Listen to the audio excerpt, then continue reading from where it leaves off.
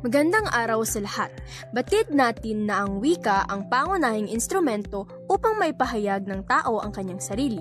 Wika rin ang kasangkapan sa komunikasyon at isa sa nagpapatibay ng relasyon ng tao sa kanyang kapwa. Sa makatuwid, ang wika ay isang kumbensyong panlipunan na nagbubuklod at nagpapakilos sa ating lahat.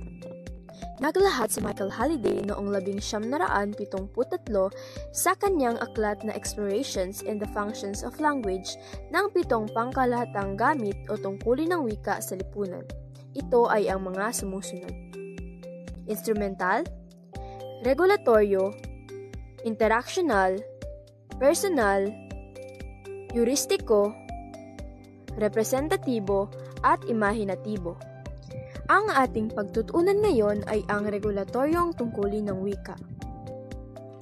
Maaari kaya tayong mabuhay sa isang lipunan kung walang batas, tuntunin, o patnubay na sinusunod? Ano kaya ang mangyayari kung walang magsasaayos ng ating mga kilos at gawain?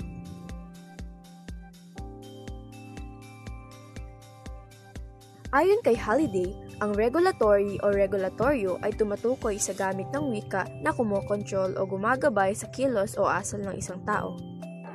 Ito ang gamit ng wika na may layuning magkontrol, magutos at magtakda ng alituntunin sa lipunan. Sa pamamagitan ng wika ay naipapahayag ang mga batas, panuntunan at regulasyon na siyang nagiging gabay sa ating pagkilos.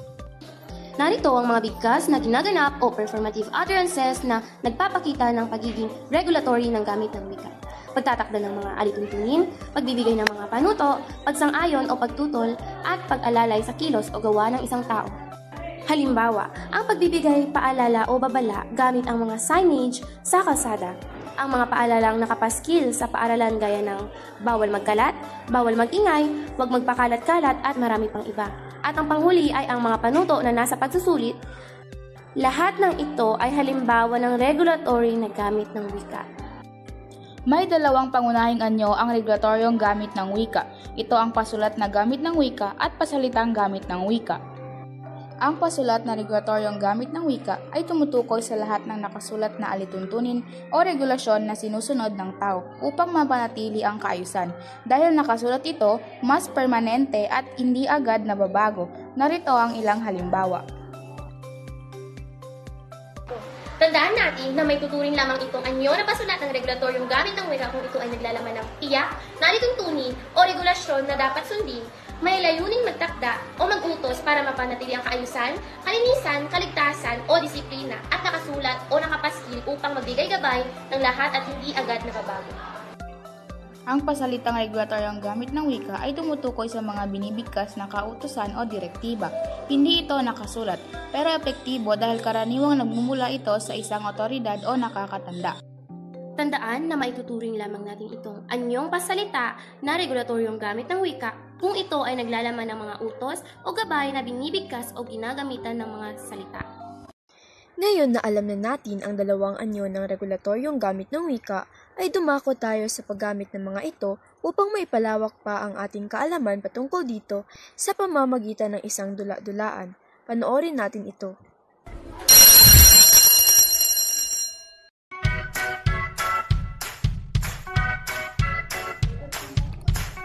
Magandang umaga. Mari po ba akong magtanong kung nasaan dito yung kantin? Dahil ako po ay isang bagong estudyante lamang dito at mari ko bang malaman kung nasaan yung tamang kantin dito? Dumiretso ka lang at makikita kang court. Sa likod nito may makikita kang pink na kantin. At yun ang daan patungong kantin. Okay, maraming salamat po.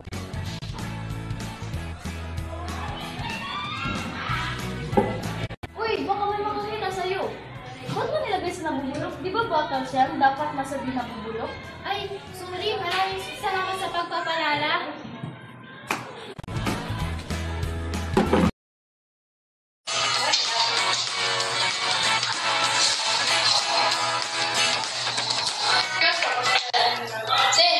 Nakapag-review na ba kayo para sa maikling pagsusulit ng mga crush? Nakapag-review na ako kayo, madali lang sa akin yan. Naku, marami na ibabagsak ako. Di ako nakapag-review. Ay siya, mag-review na muna ako. Magandang araw sa lahat. Magbakara tayo ng maikling pagsusulit at tulad ng sinabi ko kahapon. Maganda na isang kapang kupel at nagdalito ng ilang isa hanggang 5. Para sa panuto, Nag-9 ang sagot mo ay tama at 10 naman kung mali. Mga te, ilan na nakuha niyo sa pagsusulit? Wala nga ako nakuha tama eh. Oh, akala ko ba nag-aral ka? Di ko kasi sinunod ang panuto.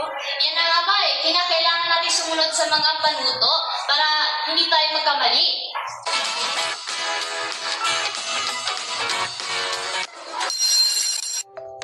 Sa dula-dulaan na ito, makikita ang dalawang anyo ng regulatoryong gamit ng wika na kung saan ito ay nagpapakita ng utos, gabay o paalala upang magpatupad ng kaayusan at disiplina. Narito ang pagkakatulad at pagkakaiba ng pasulat at pasalita. Pagkakatulad, parehong layunin ng pasulat at pasalitang anyo ang magbigay ng direksyon o utos. Pagkakaiba, ang pasulat ay nakikita at nababasa habang ang pasalita ay naririnig at naipapahayag direkta. Ano nga ba ang mas epektibo? Masasabing epektibo pareho, ngunit mas mabilis ang pasalitang anyo sapagkat agad itong naririnig at nasusunod. Samantala, ang pasulat naman ay mas matibay na batayan dahil nakatala at may permanenteng record. Ano nga ba ang pagkakaiba ng regulatoryo sa ibang gamit ng wika? Ang regulatoryong gamit ng wika ay naiiba sa iba pang gamit ng wika. Ito ay natatangi dahil ang pangunahing tungkulin nito ay kontrolin at ayusin ang kilos ng tao. Mahalaga ang regulatoryong gamit ng wika dahil ito ang nagbibigay ng kaayusan sa lipunan. Sa tulong nito, nasusunod ang batas, napapanatili ang disiplina at nagkakaroon ng maayos na ugnayan ang bawat isa. Sa kabuuan, ang regulatoryong gamit ng wika ay hindi lamang basta utos o batas. Ito ay gabay tungo sa kaayusan, kaligtasan at pagkakaisa. Kaya naman bilang mamamayan, tungkulin nating sumunod at magbigay halaga sa mga regulasyong ipinapahayag sa pamamagitan ng wika.